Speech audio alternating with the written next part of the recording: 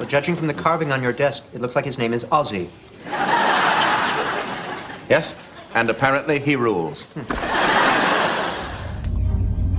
A long time ago, in a galaxy far, far away.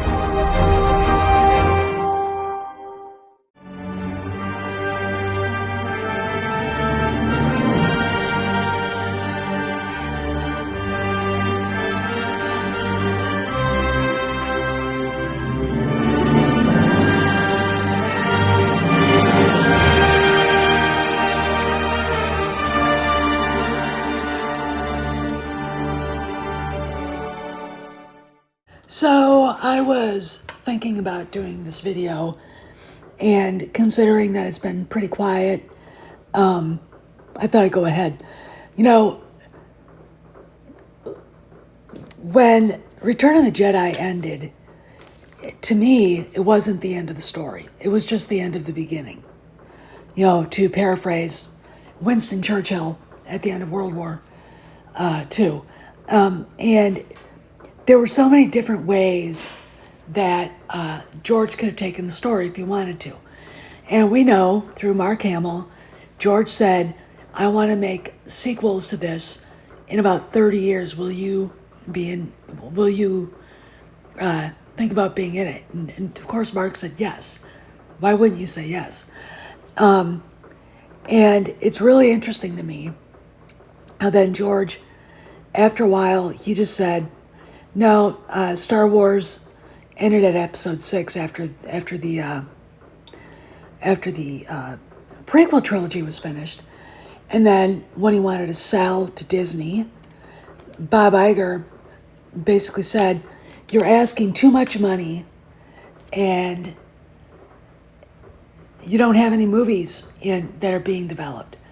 So George gave them 3 script treatments for the sequel trilogy, his ideas.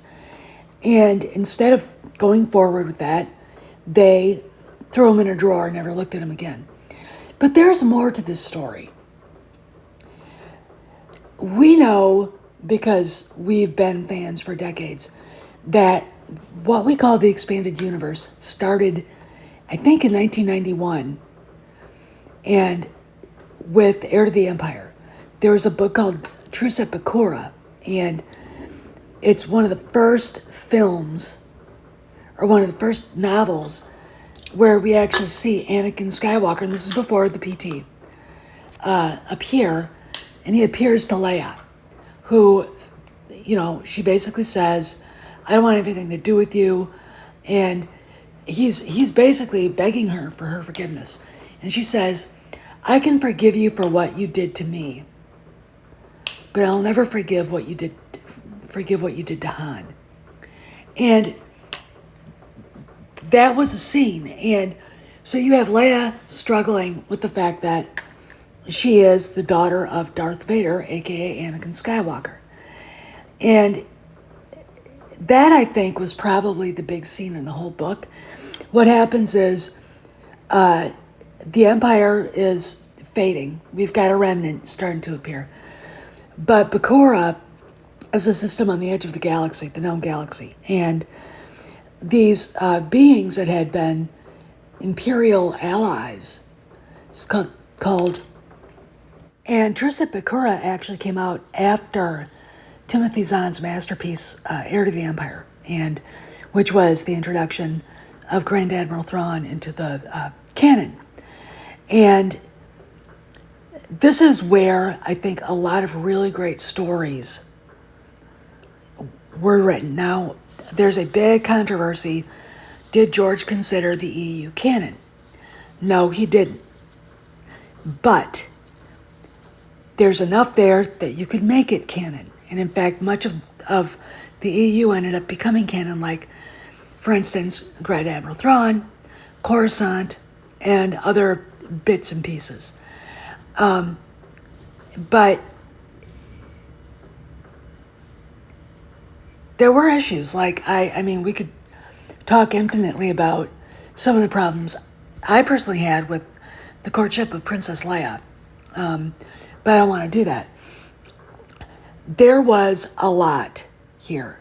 There were comic books. There were all kinds of things. And the idea that there wasn't any information out there for the aftermath of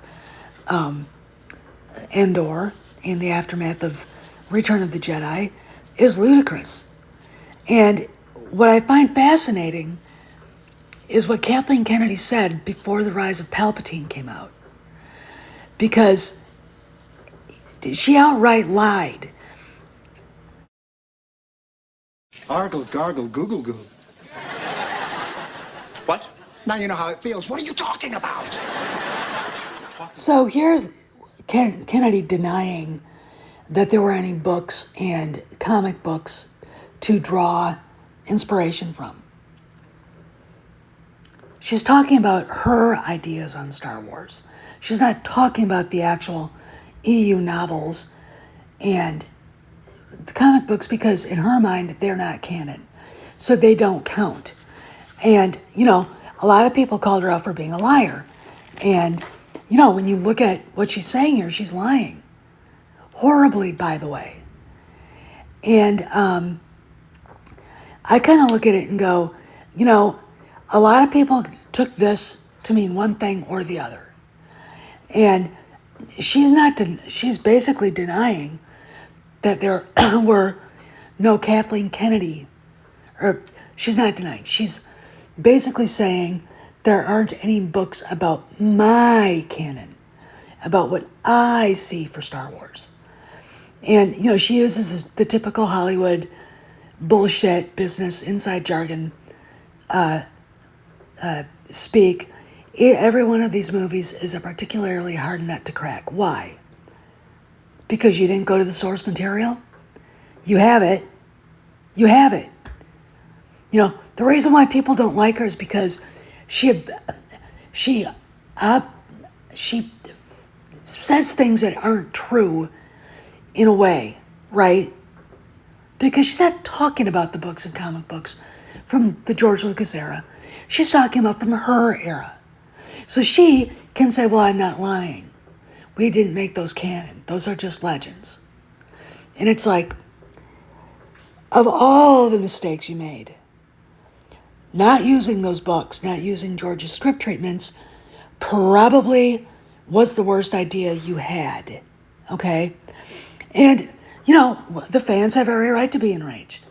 Like I said, there are things about the EU that I found silly. That illusionist girlfriend Han Solo had. Or in the Brian Daley trilogy, him going off on some sort of intergalactic Wild West show.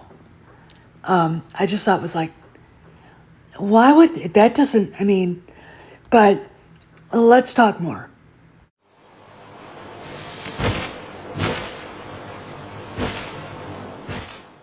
So what I'm saying here is that denying that there were comic books and novels isn't an untruth. Just what she's saying is the doublespeak is there aren't any from my era, and I'm not going to use anything from Legends because we decanonized them. And that includes characters, Jaina Solo, Jason Solo, Anakin Solo, Ben Skywalker, Mara Jade, you name it. Talon Card, all of these characters that would have been fun to see on the big screen or in a streaming show. I always thought Robert Downey Jr. would be a great Talon Card. That's just me.